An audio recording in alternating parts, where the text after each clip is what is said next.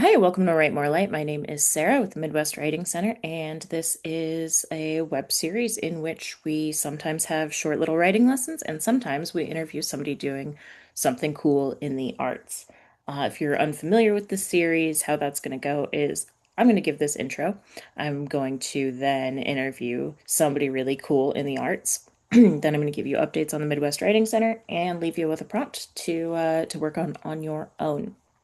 Today, I am so happy to hopefully reintroduce you to Tatiana Schlote-Bonne. Tatiana is the author of the horror novels Such Lovely Skin, The Mean Ones, and the forthcoming What Feeds Below. She has an MFA from the nonfiction program at the University of Iowa. When she's not writing, she's either gaming, lifting weights, or teaching people how to lift weights. She's of Japanese, Mexican, and European descent and lives in Iowa. Thanks for hanging out with us today, Tatiana.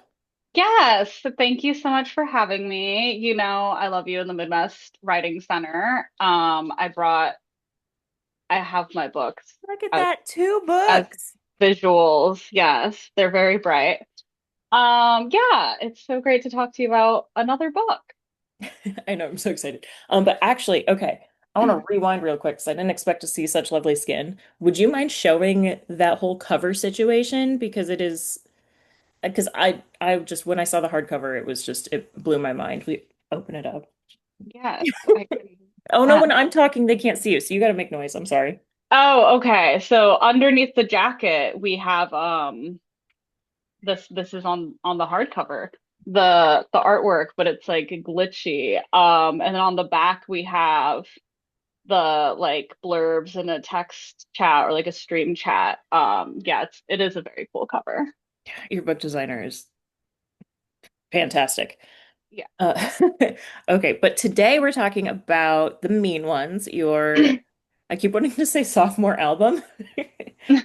Your second published big novel release. And it is quite a departure from the first one, if if I may say so. Yeah, I agree. It is a lot different. For folks who maybe were so silly that they didn't already read Such Lovely Skin, it's YA horror about grief and shame and secrets. Um, and it's really phenomenal and does not read or feel thematically like the new one, The Mean Ones. I'll say I think the narrators are very different people. The the things that they're dealing with, the things that go bump in the night are very different.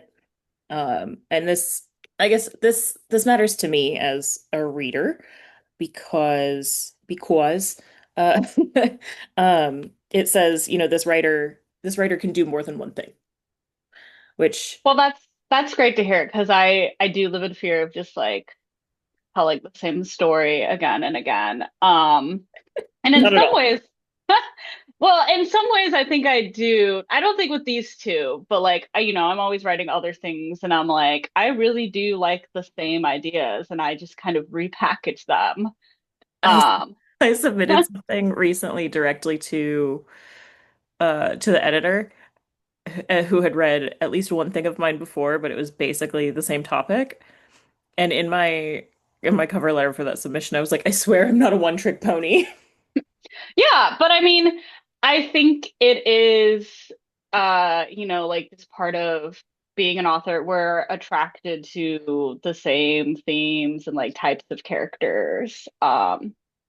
I really like the same kind of arc of like finding yourself, finding your inner strength. Yeah. I will say, they do have, traumatized women at their center, the two of them. Yes. And in another interview I was just doing recently, we were talking about how I make sure each of my protagonists has a passion or a hobby that they're really into, like to an extent that it's maybe unhealthy. And I was like, yeah, I do that, don't I? Well, okay, but that's not unrealistic. Like these people are coping with real stuff.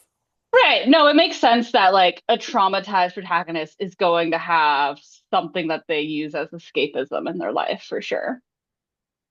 That's fair. Yeah.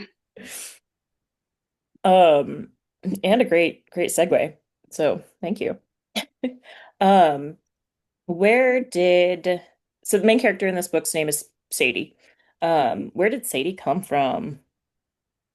Um, yeah, I was really interested in, well, around the time that I was generating the idea, I was watching Midsummer a couple times, Hereditary, The Ritual, those like culty and forest type movies. And I was thinking about how uh those stories, we experience the horror happening to a character outside of the cult, and we're like experiencing the cult stuff happen like in real time. And I was thinking about like, what if someone, survived this? Like they watched this whole Midsummer Sacrifice and like 20 years later they're still haunted by it. I was like very interested in the after of the cult sacrifice, if that makes sense. Yeah. Um, and so I was like, well, what if I tell the story from the point of view of someone, like we're not going to start where you think the story would start, like when it all went down. We're going to start a chunk of time later, and this is still haunting this character. Um, and then I was also really interested in telling a story about a woman who's internally weak but externally strong, which is how like the whole powerlifting thing fit in. And then there's a lot of me and Sadie, like the toxic relationship, like both romantic and friendship. So I just like did dump a lot of myself into this one, and that was really cathartic to write. That's something that I really loved is how interested Sadie is in being strong because of how her identity has been shaped as being a victim. I thought that that was a really cool uh Hmm. and I like at first I didn't think anything of it because I know that you lift. Um and then it becomes clear that it is so much a part of her identity, especially like as she discovered weightlifting. She doesn't discover powerlifting. I assume that these are terms I need to get correct. Um, Actually, it's so nice that you asked because I would love to cover lifting types briefly. Yeah, no, Sadie's a power lifter. So she does like squat, bench, and deadlift, and she trains for strength. Like not really aesthetics. I mean, sure, that's part of it, but her main goal is to like lift as much weight as she can while doing it well. I do more Olympic weightlifting, like snatch and clean and jerk, just because I think it's fun. I do some powerlifting, but I find it kind of boring. It's like very repetitive and it's not as like just mentally engaging to me. I do coach a lot of powerlifting and I love coaching powerlifting because it's more accessible. Pretty much like unless someone's really limited from previous injuries or like their mobility, like almost everyone can do powerlifting. Um, but Olympic weightlifting, that's the one where you like throw it from the ground overhead. And part of the reason why I didn't make Sadie do that was because I actually remember typing that out in the first draft and being like, this is so boring and like hard to conceptualize. Like powerlifting's already niche. Olympic weightlifting's extra niche. And like describing her lifting a weight and bringing it overhead, like no one's gonna know what the hell I'm saying. And also I'm bored writing this. Because it's fun to do. It's not fun to read about.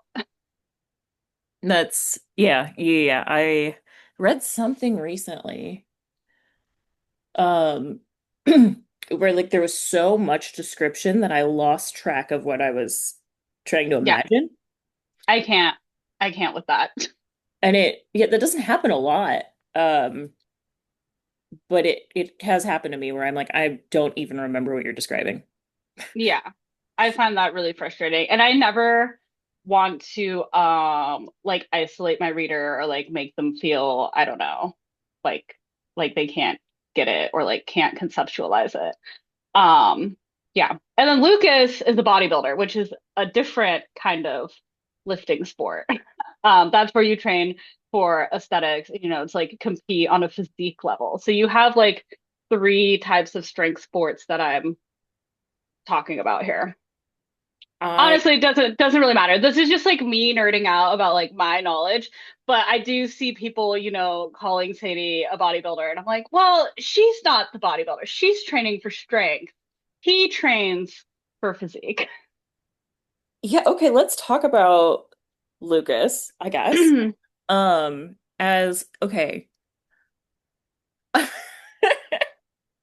Sorry, I was like, let's have an English class right now. Yeah. I didn't think about this at all while reading the book, but he's kind of her foil in like every Yeah. single way. Lucas is Sadie's boyfriend who introduced her to um we'll say strength training. Yeah. To powerlifting, to lifting. Yeah. Um And so that's rewinding. I was referencing we don't see her begin her powerlifting journey in the book, but she talks about discovering it. Sadie's the Hmm. narrator. Um, and that's really important to understanding her character, I think. But her boyfriend as a foil is really interesting because she loves him. Uh, Hmm. and also he's just nothing like her. Yeah, totally. Um,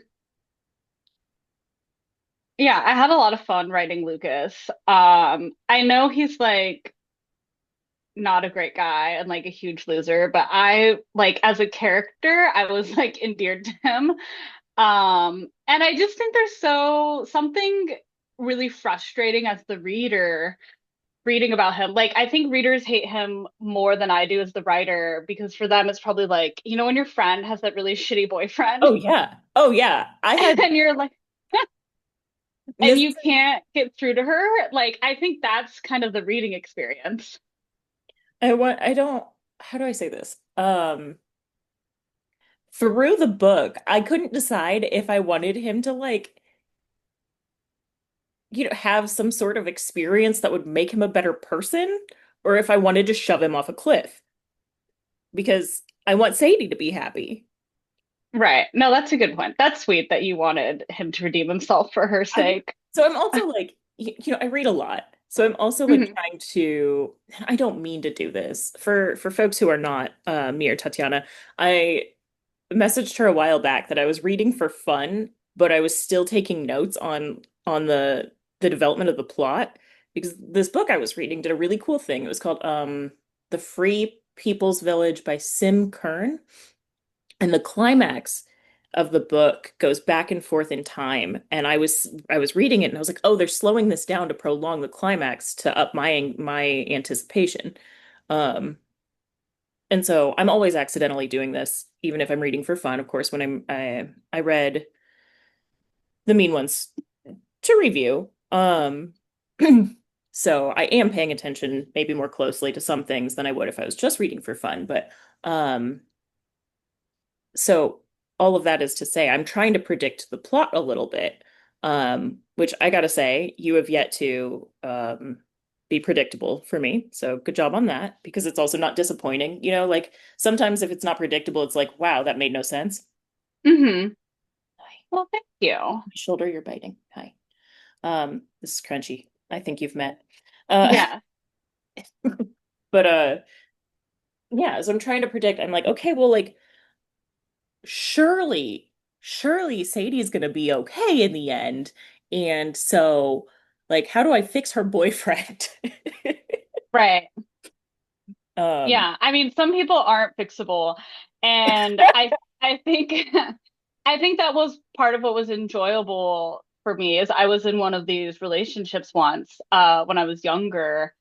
And it's like the toxicness of it feels like passion in the moment. mhm. Like it's so like emotionally volatile that almost feels exciting. And when you're in like an actual happy relationship, it's a lot more boring. I was gonna say boring. And that is so nice.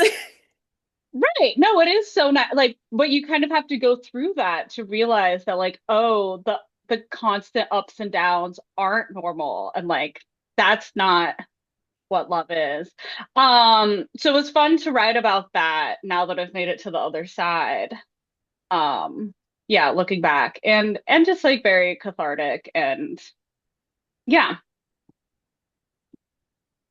I don't even remember why I brought him up. I did not mean to distract with. Although, well, no, if I ask that question now, it'll sound very much like I'm. It would not be a correct implication, but it would sound like I'm implying something about the plot. So, Okay. I'm gonna get back to just like some general questions because my questions aren't in order. I already got off on a tangent. Yeah. I have heard many times that the second book is the hardest one. I don't think this is actually the second book you've written, but we'll say, we'll still ask. How do you feel about that statement? Yeah, I think that there is a lot of truth in that. I think for me, at least in my experience, what helped me write this was that I wrote it while I was on submission with Such Lovely Skin, like the bulk of it. So this was like my cleansing book. This is my me story to tell to like find joy again while I was Uh-huh. waiting to see if Such Lovely Skin would sell or not. Because like that's the advice, right? Like start working on the next thing when you're on submission. So that helped me crank it out. And then where the real grind for me came in was um like Such Lovely Skin was coming out or had just come out or something, and now I'm revising the Mean Ones, and I'm like starting to like question everything about it because I'm like, well, what people love about Such Lovely Skin is like not in this book at all. And it's a big departure, and like, what if I'm just, I don't know. I did like have some spiraling about that. And then like all of my energy was going into promoting Such Lovely Skin that like having love left over for this book was becoming like tough to find in my well. Um, but that's the nice thing about publishing is like once you finish the revisions, you send it in and then it's like you don't hear anything for like weeks, months, depending. So like during those downtimes, I was able to, find balance again. Um, but yeah, no, there were deep moments of like I already peaked with Such Lovely Skin. The Mean Ones, people are gonna hate it. Like I fucked up. They're It's so all different. That would be really, I can see being really having a lot of confusing feelings. it's all downhill from here. That I did have big feelings like that. And I cried about them in the group chat. And that's what's so nice about my author friends is that a lot of them did hype me up and like reassured me that these are normal book two feelings where you feel like you already gave it all in the first one and now it's just straight trash from here on out, which is crazy that I thought that because I think people love the Mean Ones overall more than they did Such Lovely I Skin. was gonna say, I think reviews, I mean, who cares about reviews? But I think reviews are better numbers I wise care. for, I care about reviews. I know that I'm not supposed to. I know that that's not like well, good author advice, listen, but how do you not?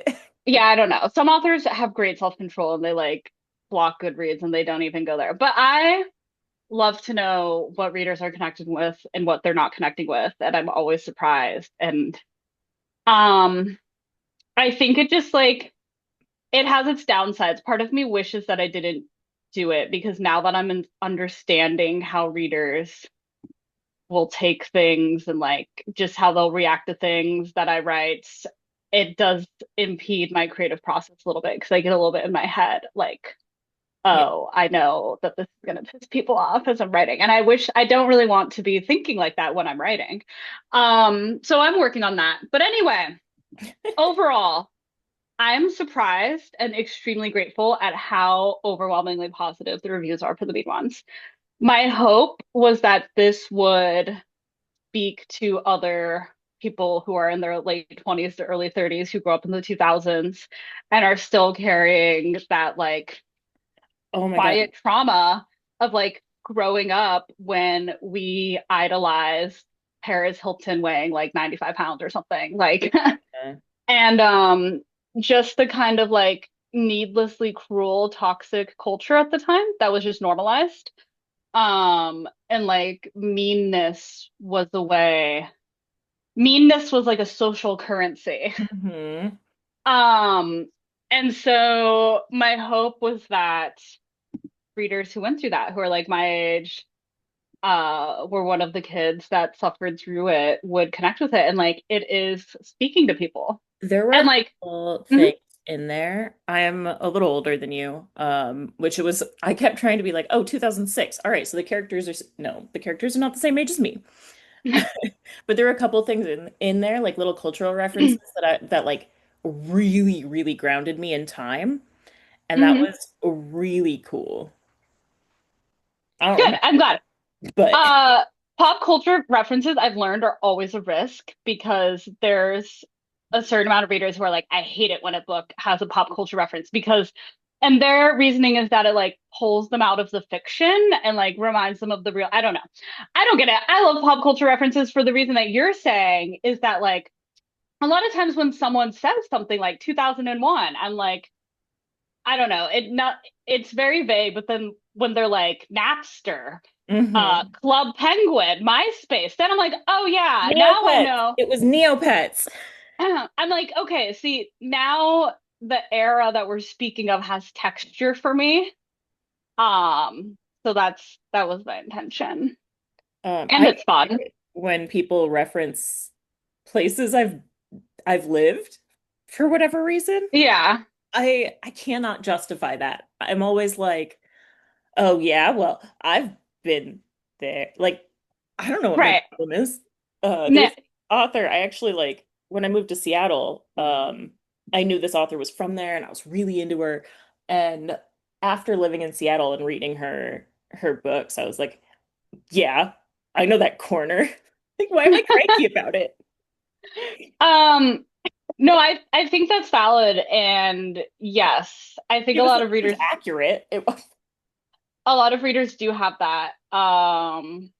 And yeah, that's part of why I like to be vague with my settings or just like make up fake towns because I know that people do have reactions that I can't predict. it's so weird because she's accurate. Like she lives there.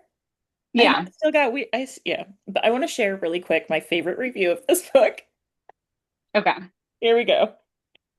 Dear friend E. Barrett, if you want to be friends, hit me up. The review, this is the review. LOL, WTF, 5 stars. Yeah, I mean that sums it up pretty well, I think. Yeah. That's pretty much, yeah. I put the book down and I was like, yeah, no, that's correct.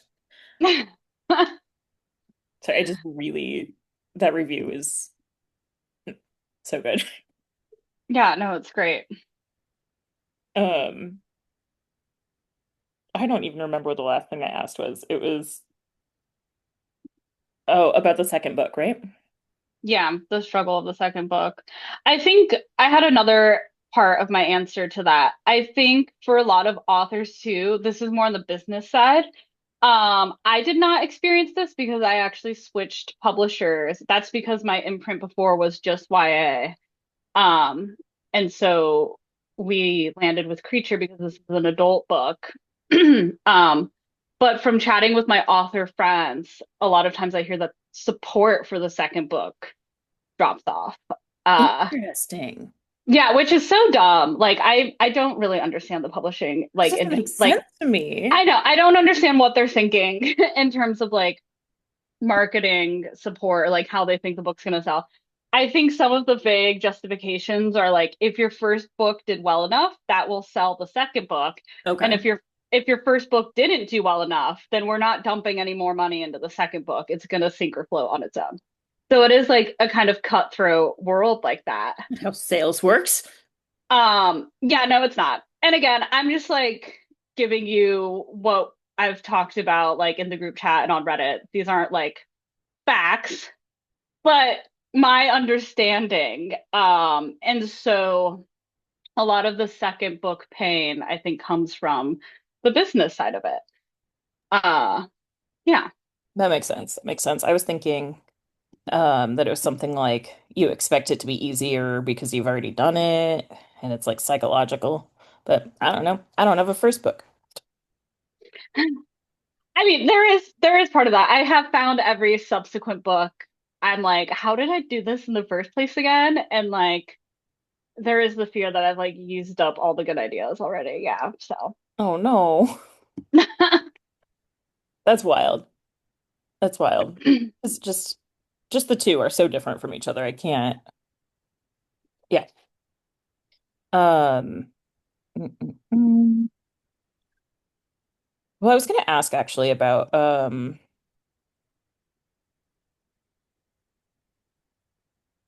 I just have notes. There's no question marks on the end. How it is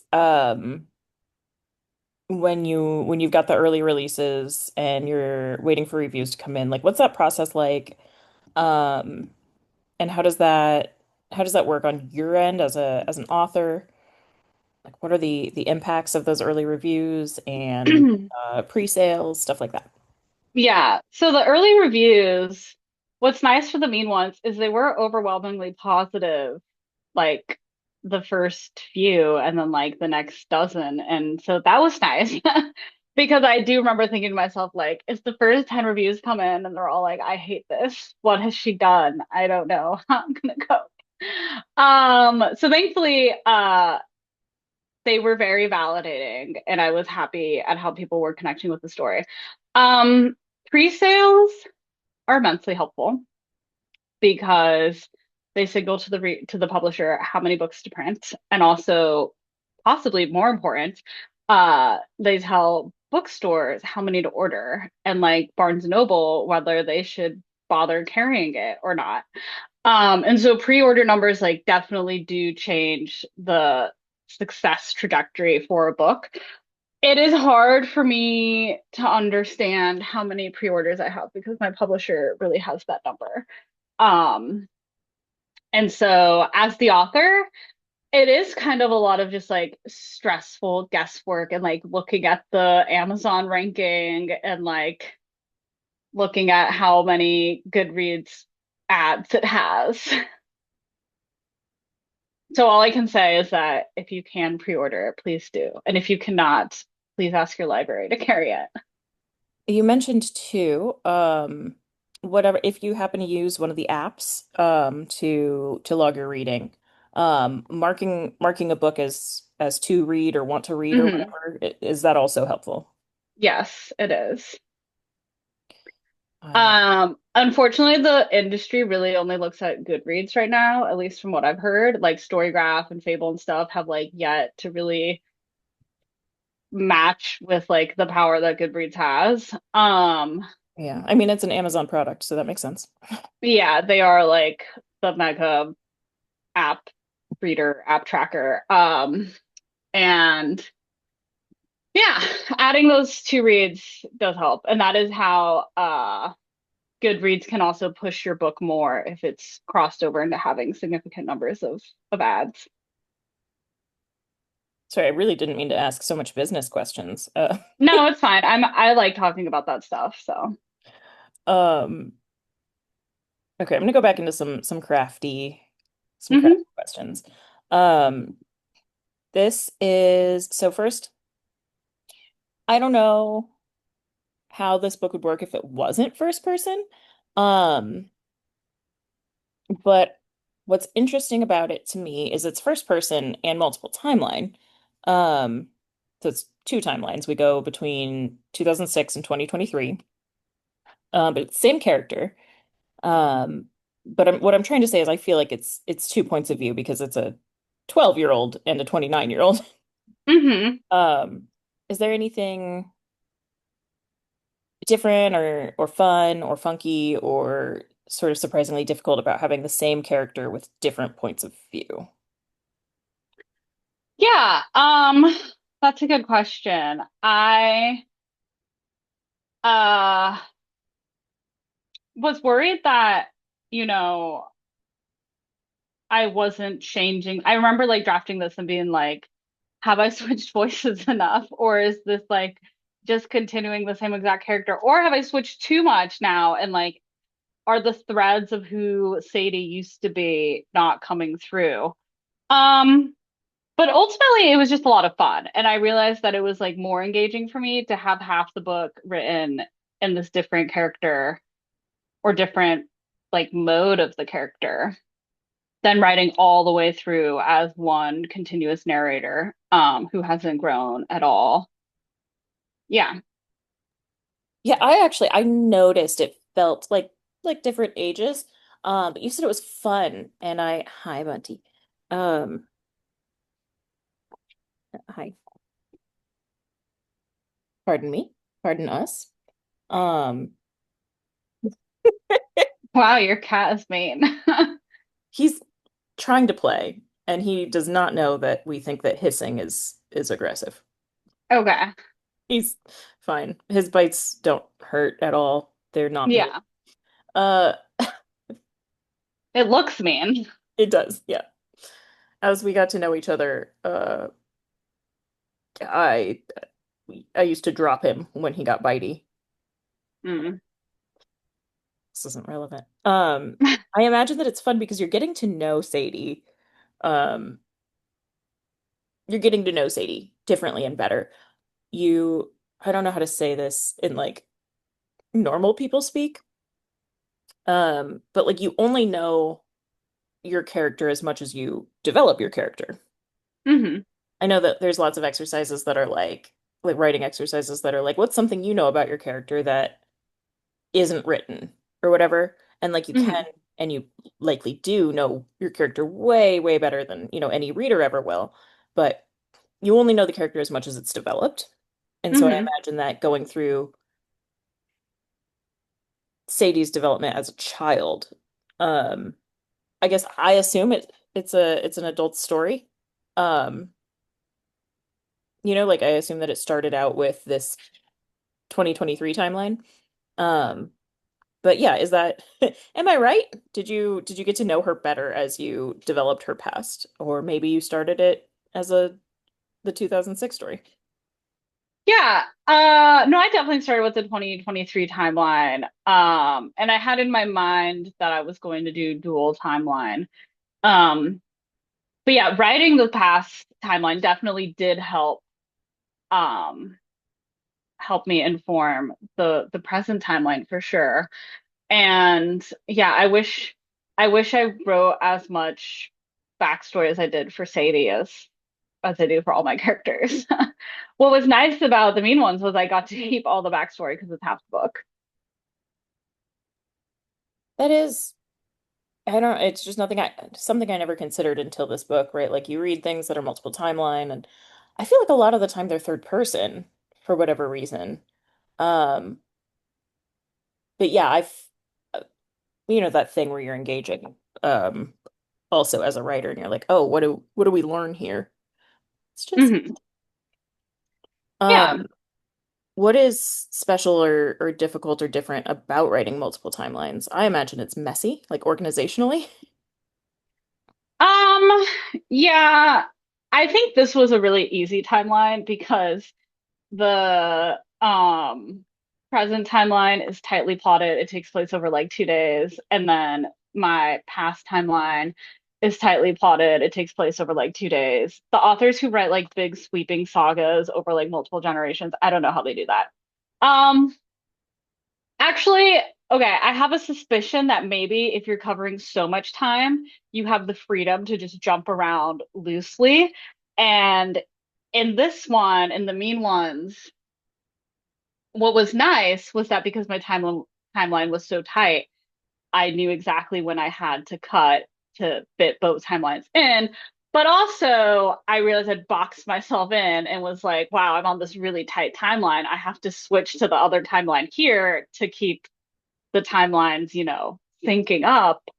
Um, yeah, it was a challenge. I remember much despair and getting halfway and thinking like, there's no way. This was a huge waste of time. I don't know how, but it did not occur to me that this book happens over a couple of days. It really does. I think it's like max 3 days, huh? Yeah, I think that's the present timeline. Honestly, I don't even remember the past timeline. I think So the past The timeline is like we get some backstory about like how I ended up going to summer camp, Yeah. So and then there's like, summer camp is a couple days.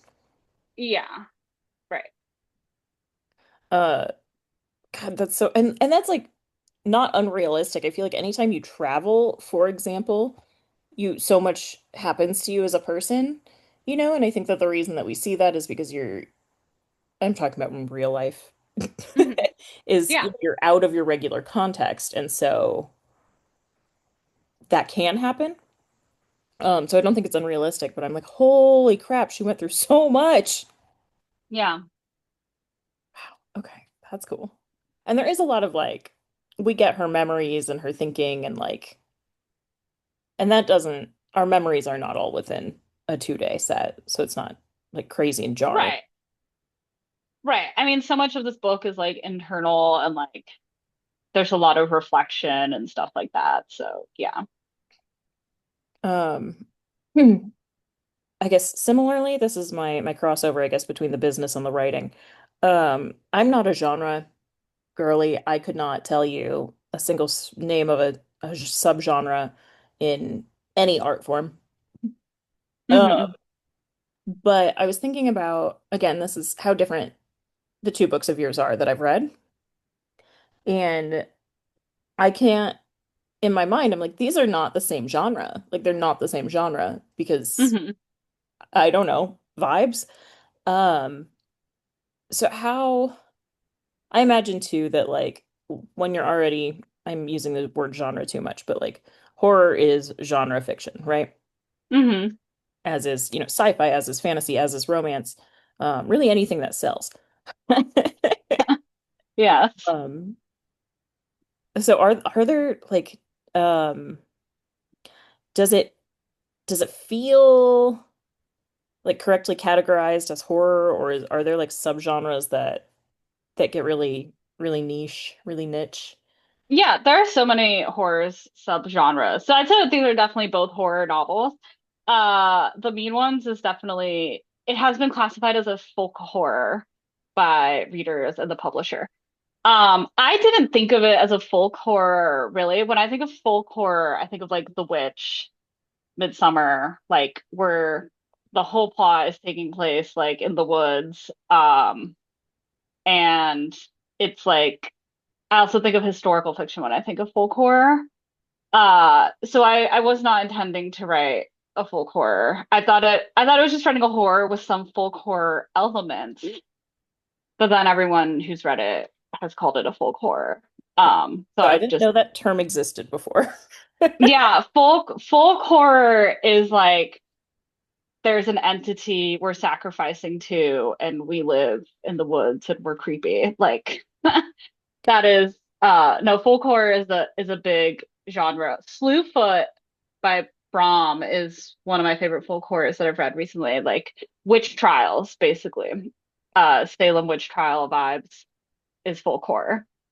Uh and so I guess just like with the cult and the demon, people felt that there's enough folk horror in this to brand it that. Whereas Such Lovely Skin is very much like a tech horror.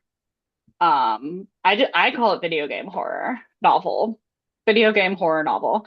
Um, yeah, but that is one of the things I love about horror is that there's like a million subgenres.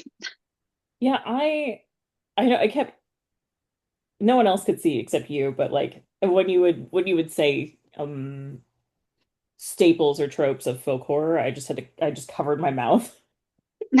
So I was so very badly wanting to be like, what about spoilers? Yeah. Um, oh, okay. So in my mind, having no idea what genre words are, um, I was like, oh God, I don't know. Oh, I felt like Such Lovely Skin feels like straightforward horror to me. Because you weren't wondering what I thought. Um, Yeah. where this one is like, I don't know, it's unsettling and like thinky. Yeah. Um, You know, the no, I books. yeah, yeah, yeah. That is what I was going for. I really wasn't like concerned with what genre it fit into when I was Okay, writing. and you can't be. Yeah. Unsettling Um, Pinky is going to be my bio. I like that those words to describe this for sure. Well, I didn't want to say psychological because I don't feel like that's, I feel like I understand what psychological horror is, at least conceptually, Yeah. but it's more like we've got so much of her psyche, right? Hmm. But it's not, I'm not being psychologically tormented. Yeah. I have seen people call it psychological horror. I've seen it called a slasher, which I probably wouldn't call it. I might say it has slasher inspirations. Honestly, these terms, I'm My like not responses have spoilers. my I'm not that interested in these terms. I think where they matter is for like readers Yeah. who are like searching for a book, which is why I'm like, I'll just let the publisher decide what they're gonna sell it as. Because like I Yeah, just want to write the story. really any genre stuff is going to be about marketing in the end.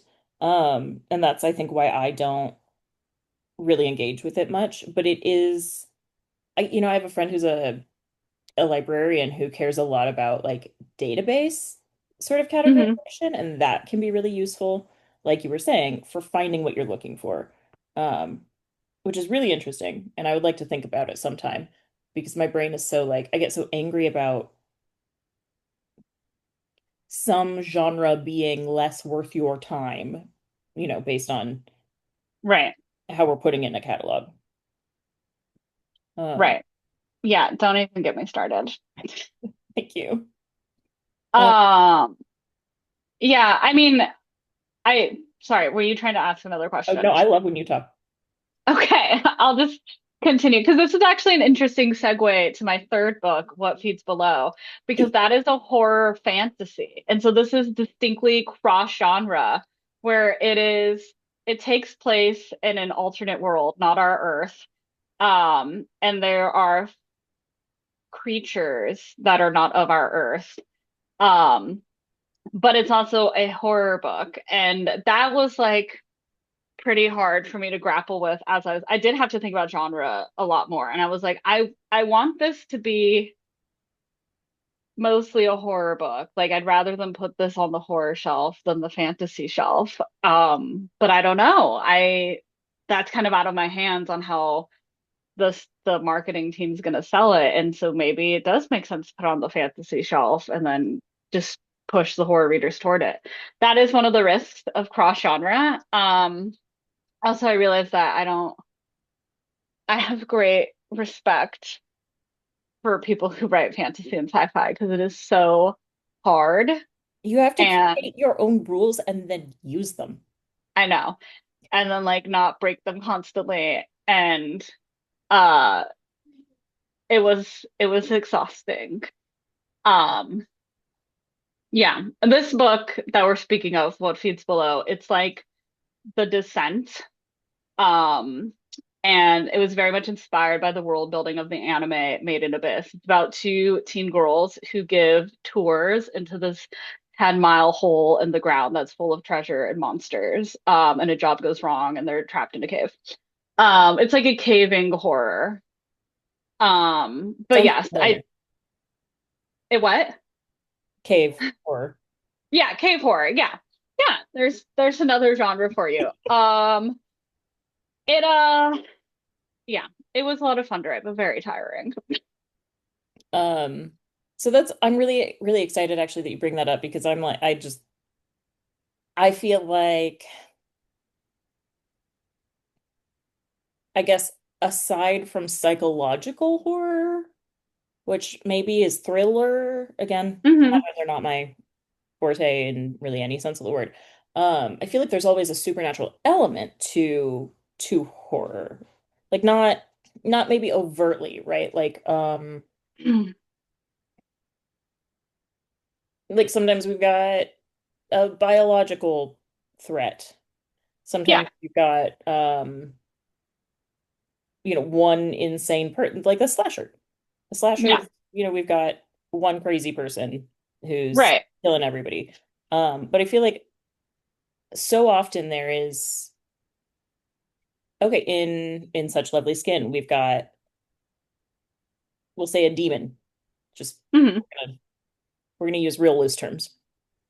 Um, and in the mean ones, we've got, whatever it is that the cult is sacrificing to. Hmm. Um, and I don't I'm so I feel like I'm not at all well versed in horror, but I have read, I don't know, more horror than a normie, I guess. Uh, Yeah.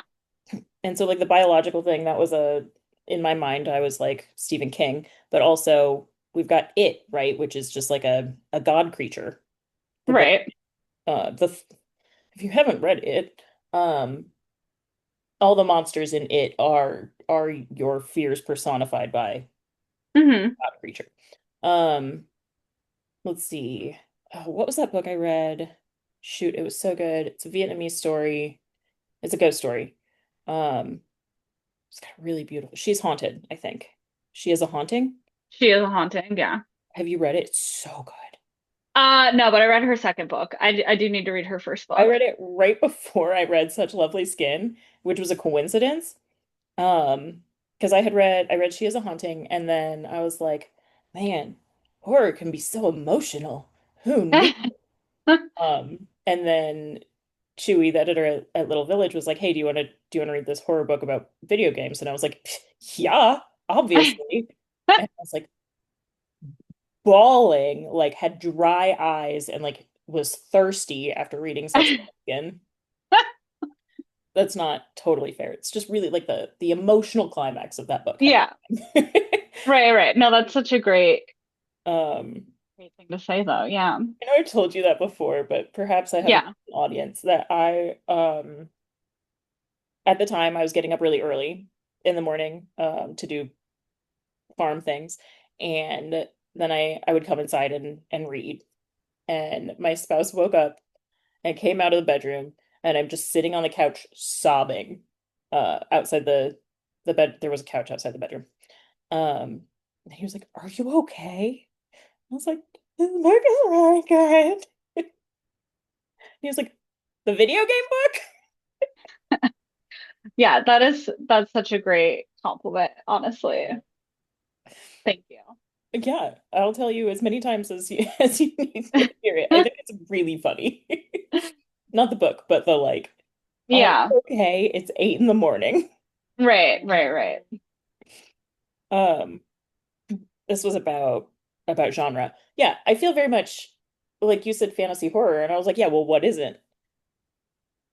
But I imagine this has more stronger elements of fantasy. Right. Yeah. So like you have your supernatural horror, which I tend to write. I like the speculative elements. And there is a lot of horror where, it is just an evil person doing evil things. And I'm always disappointed by that twist where like the reader's led to believe that something might be supernatural and then it's revealed that it was just a bad guy all along. Like I want the twist to be a I vengeful spirit or ghost or demon. I'm like, you that's know what I'm here for. the TV show Supernatural? Yes. My spouse has been watching it lately. Um, and I'll walk in because I just don't watch a lot of TV, and I'll walk in and I'll see, I don't know, 15 minutes of it, and I'll be like, "Oh, is this a Scooby-Doo episode?" So Yeah. yeah, if it turns out to be a person, I call it a Yeah. Scooby-Doo. Yeah. I don't like that. It's so disappointing. But a lot of readers do like that. And so that's the nice thing about horror. There's something for everyone. I will say, I don't think this is a spoiler. I kept waiting for a logical explanation in the mean ones. Yeah. I And mean, that's great. you'll never know if there is one until you read it. Yeah. I really did, because yeah, that's all. Okay. Um, so okay, so this anime sounds really good. I don't know anything about anime. I've seen like two, Hmm. three if we count, and there's no reason not to count. I just forgot it existed. Three if we count Dragon Ball. Okay. Okay, yeah, no, I mean that's valid anime. I'm not like a gatekeeper of anime. I think Pokemon counts. Ah, Um, I don't really remember it, but I did watch it every day before school. yeah. Um, I love anime. I feel like it informs all of my writing. I could see that. I could see that. Also, you've got you have a lot of anime references, I know, in Such Lovely Skin. I do, yes. But the references in this one were to fantasy. Yes, that is true. I noticed. Oh, you did notice. Yeah. Great. Okay, so back to fantasy. Um, yeah, I was talking, the anime sounds really interesting. I'm going to ask you to repeat it and then look it up later. Uh, but it's in a different world, you said. hmm Is it like Earth adjacent or is it like Yeah, it's like Earth adjacent. totally world buildy, everything's different? Yeah, no, it's like a duplicate Earth, but I switched some things around. And the point of that was because there's this giant, Plot reasons. yeah, there's this giant cave in the ground. Like it's like a hole in the Mhm. ground that expands into a massive cave system. And the characters, like their whole economy drives around this. Like this is like a part of the world. The Void is what it's called. Uh, it was also inspired by Annihilation, if you ever watched the movie. I know I it's based on a book. I've read half of the book, not because I wanted to quit, but because I was reading it with someone, I want to say for my birthday or something, that like we were gonna read together. I never got through it. But that is what I was gonna say House of Leaves. But Annihilation makes sense. Yeah, yeah, much more like Annihilation. Did you watch the movie? No. The movie's really good. You should watch the movie. Um, but that definitely inspired me too. So like in the void, the giant hole, like things are mutated. Like it has properties Uh-huh. I see that Annihilation in that. that make the creatures in life different. Yeah. Oh my God, this is so Well, fun. I have to wait a year for this. yeah, well, you'll get it sooner. But Like yes, 10 months. it'll be out in a year. That sounds Hopefully I can get a copy to you in like 6 months. Yeah. are you I guess we I don't it doesn't matter what your publisher is for the new one. Oh, yeah. We could talk about this for a while actually, so I'll try to keep it close. I do have a new publisher for this one. So this is Bindery. And you should look them up I because think we I talked know about. that name. Okay, yeah, I mean, they're on social media a lot, and I repost their stuff. Like, you've probably come across them. They're getting bigger. But Binder is a really interesting publishing model because, as I'm sure you know, like book talk, bookstagram is becoming really popular and can actually like change the trajectory of if a book succeeds or not. Like having a big book talker endorse your book, I mean, that leads can lead to massive amounts of sales. Anyway, the whole idea with Bindery was, you know, instead of publishing a book and then like throwing it at influencers and hoping that they endorse it, what if we just let influencers pick the books? So, Shut up. uh, It's so obvious. yeah, it's a really brilliant model. And then what's nice about it too, they got like a lot of crap about it. They're like, but influencers aren't editors, blah, blah, blah, blah. So, Okay, but who's buying the books, bud? yeah, no, no, no. So I have an editor. What's really nice about Bindery is like uh Naomi, her handles from the mixed up desk. She um is a book talker, a bookstagrammer, and she acquired my book, but then Bindery like pairs us with an editor, a professional editor to then edit the book. So Bindery's Naomi's the champion, cheering my book on and like plugging it to all of her followers. And then I also have an editor who's, doing the editing things. The other cool thing about Bindery is they have a 50% net royalties model, which is like Shut very up. generous. Yes, it is net royalties, which like we don't have to get into contracting, but like, Yeah, after what you have to make money to make money. well, yeah, yeah, yeah. That is how it works across the board. But the influencer makes 25% of royalties. So the influencer is quite literally incentivized to sell the book. And I think that's really useful and interesting because you know, You're not going to pick a like book if you can't if talk you about don't it. Yeah. yeah, if you yeah. So the influencers incentivize, and then what I've noticed with like my other publishers and just my friends who've published with the big houses, you have like one marketing person who has like crumbs for salary, who's like pushing all these books, and like what reason do they like they're not personally incentivized to champion just your book. But with Bindery, like you do have that one person who's like literally ride or die for the book. So it's been a really great experience so far, and I'm super excited. It also takes some pressure off of me for the social media because I have Naomi to shout about it, and I can just repost what she posts. Yeah. Really cool. I did not know any of that, and I'm so interested. Yeah, it is a really cool model, and each influencer in Bindery has like their own book club, their own Discord channel, where they talk about the book and like what stage it's in. Yeah. This is a good segue to, although I'm not totally prepared, so give me a moment. I wanted to talk about your memes because they're my favorite. Um, this is true. You're just really good at memes. Thank you. But if it's okay with you, I would love to share some of them. Do you have them on Instagram?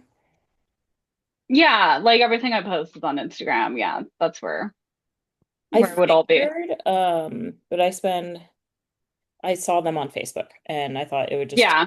take longer and be less easy. There we go. Okay. So it's okay with you if I share this. Yeah, totally.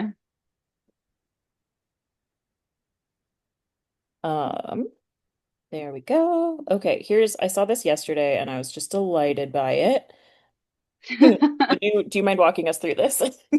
Yeah, so in this one, I'm saying that the mean ones is like The Ritual by Adam Neville, but you make it the Mean Girls. Because we have our, isolated woods setting, we have our entity. Um, yeah, and then I just grabbed some clips from the movie and I thought they were funny. This one Funny reaction. killed me. Yeah. Just this like catty mean girl drama in the woods setting, I One thought too. was This one was so good. This one I feel like is just a scene from the book. yes, I was thinking of the part where Sabrina finds the effigy and she's like telling her friends about it and they're Hmm. like, don't want to hear it. Yeah. Yeah, no, that's exactly, yep. That's just a scene from the book. They're a little Yeah. older in this image, but Yeah, pretty much. Yes. um and here's some themes, some fun ways Yes. to categorize this book. Shadow Daddy Yes. kills me too. Oh man, I didn't forget that there's something wrong with that deer. I didn't forget that physical therapy is in the book. But physical therapy is like I don't know, just a favorite thing of mine because Mm-hmm. it's Me too. for me as many other people just really improved my life. So Sadie, our narrator, is a physical therapy assistant and her boyfriend Lucas is a physical therapist. Hmm. Which I think just informs like mm, their experience of the physical world, right? Just Hmm. like it would any other person, the way that we move through the world affects how we move through the world. Um, and I don't know, I just like physical therapy. So I Good. I'm glad. I do too. So it was fun to write about. Okay. So I can say I'm very excited. In less than a month. The book comes out September 30th. So if you haven't Hmm. pre-ordered it, get on that, request it at your library, add it to your TBR, etc. Obviously I liked it. Uh, but Tatiana is also going to be touring a little bit, at least around the Midwest. So let's hear your tour dates and locations, please. Oh, I was gonna say Yeah. Atlas Collective, Moline, October 3rd, 6 p.m. I'll be there. She'll be there. Everybody else will be there if they're cool. Okay, go ahead. Yes. That's the one I was going to lead with. Um, that's it's October 3rd line from Mean Girls, isn't it too? I have to make a Shut meme. up. I didn't even think about that. I'll make a I'll already planned in my mind that I'm gonna like take that scene, yeah, and I'll like put the book and yeah, it'll be I'm fun. ready. I'll tag you in that. Um Maybe I can put our heads in it too. Yeah, I'll do something. I'll play around with it. Okay, October 7th, I'm gonna be in Chicago at 7 p.m. at Women and Children First. That's a really Yeah. cool panel if you're in Chicago because like people more famous than me are gonna be there, like Gus Marino, Cynthia Paleo, Nick Medina. Um, I'll be in Madison, Wisconsin, October 9th at Mystery to Me. That will be with Jimmy Giuliano. 13 Months Haunted is excellent. I just read it. You should read that. It's like a 2000s evil email chain. It's Ooh. actually pretty similar to Such Lovely Skin in a lot of ways, so that was cool. What's it called? 13 Most Uh Wanted? yes, and Christopher Nicholas will be there too. Okay, and then uh I'm just taking 13 notes. months, yeah, haunted. Anyway, but if you Google Jimmy Giuliano, you'll find it. He's famous. October 11th, I'll be at the Iowa City Book Festival at 1 p.m.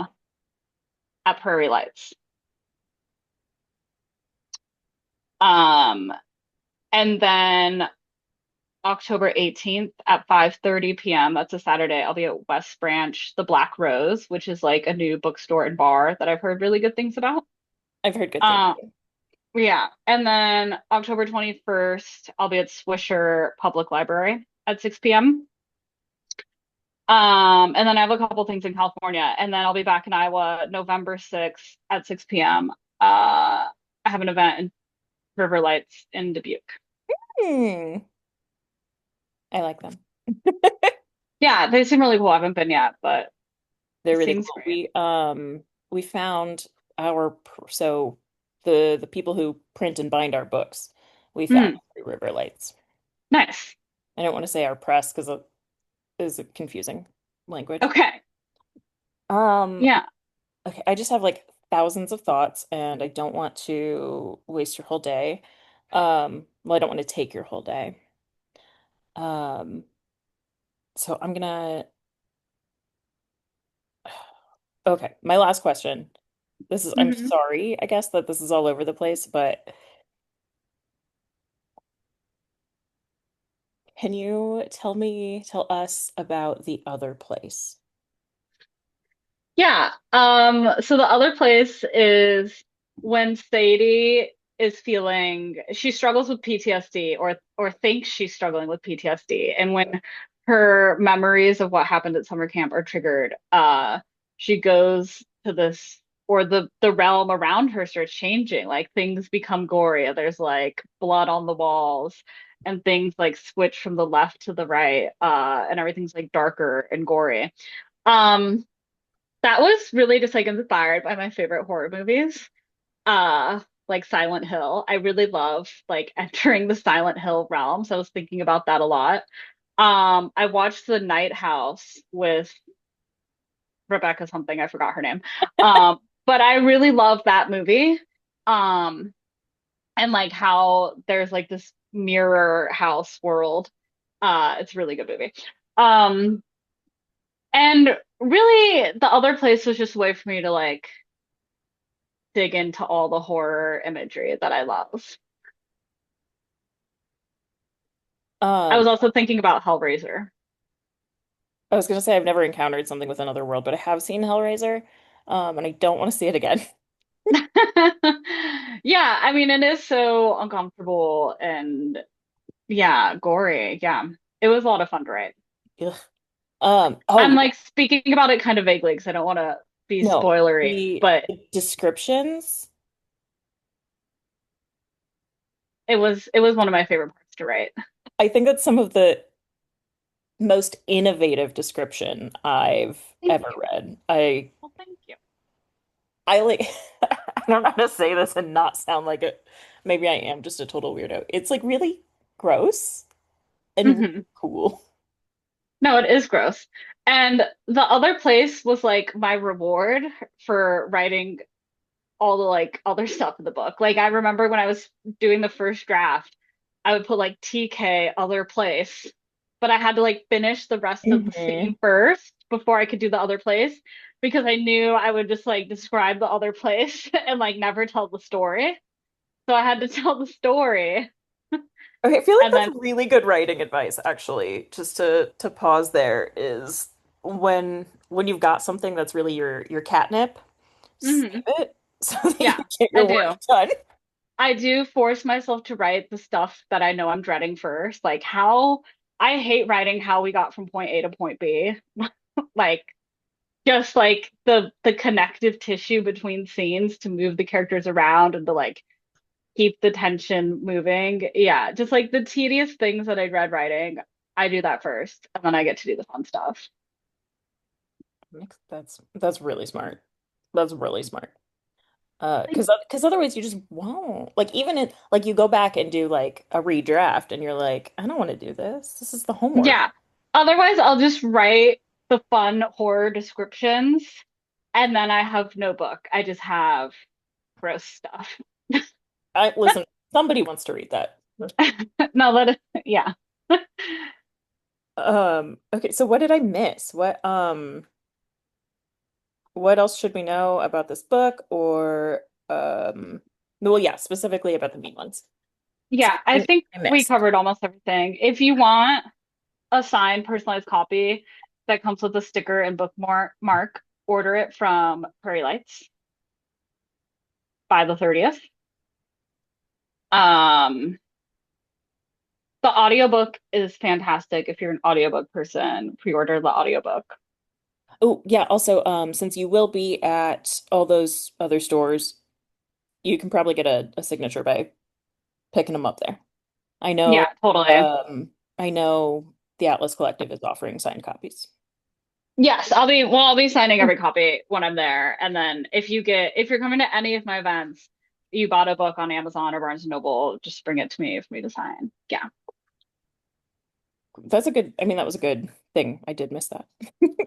Yeah, no, you're good. Okay.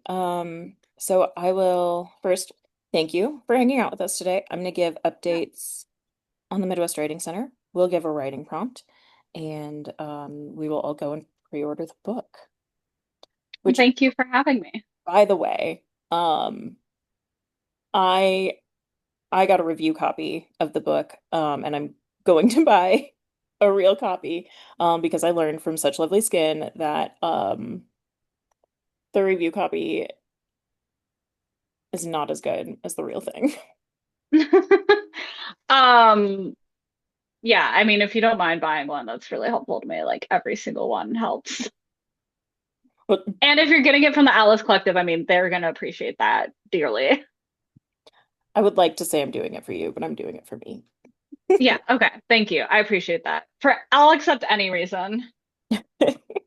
Okay, so updates from the Midwest Writing Center. What do I have? Okay, this Saturday at the Atlas Collective, um, we have a reading from Adam L. Sergani, who is on tour for his debut novel called More Hell, out from Whiskey Tit Press. And opening for him will be Ava Miller and Esther Wint, who are friends of the Writing Center. It's they're both really talented. I mean, I we don't bring bad writers. Um, So that'll be a good event. That is, again, that's Saturday the 20th at 6 p.m. at the Atlas Collective. Um, next week, what's happening? Sorry, I have a lot of notes that are not relevant. Next week, Saturday, September 27th, we will be at the QCAD, that's Quad Cities Affirming Diversity 35th anniversary party at the Botanical Center in Rock Island. We'll have a couple of readers. It'll be just a celebration of queer life in the Quad Cities. Um, After that, we move into October. Our first October event is the Mean Ones party at the Atlas Collective with, you'll never guess, Tatiana Schlote-Bonne. As always, the first and third Saturday of every month, we have Writers Studio. That is a free workshop critique group for anyone who wants to both give and receive feedback in the spirit of helpfulness. One of those meets in person at the Midwest Writing Center, one meets online. They are They happen simultaneously from 11 a.m. to 1 p.m. first and third Saturdays of the month. October 6th is our annual banned book reading. That'll be at the Watts Midtown branch of the Rock Island Public Library. We've got a special guest who will be showing a super short film about a banned book legal case, and then we'll move into having some local literary legends, where we've got librarians, booksellers, authors who will be reading excerpts from their favorite banned books and a little talk about either why this book is so important or why it was banned, which, often the same thing. And that is the same week as Iowa City Book Festival, where you can see Tatiana and lots of other authors and small presses. Um, I want to I want to stop in October. We've just got so much going on in November that I'm like, I need to pause. October 23rd, we're doing an Atlas by Atlas reading. So we'll have readers from the Young Emerging Writers book, The Atlas, reading at the Atlas Collective. That is Thursday, October 23rd at 6 p.m. I will give you some I don't know, save the dates for November. November 8th, we have a workshop with Amy Whitmore. Um, on that's a that'll be a writing class on queer joy, and on the 18th, a workshop with um Jeffrey Wolf on researching for writers. So information about those and registering for those is going to be up soon, but you can't register yet, so just save the dates.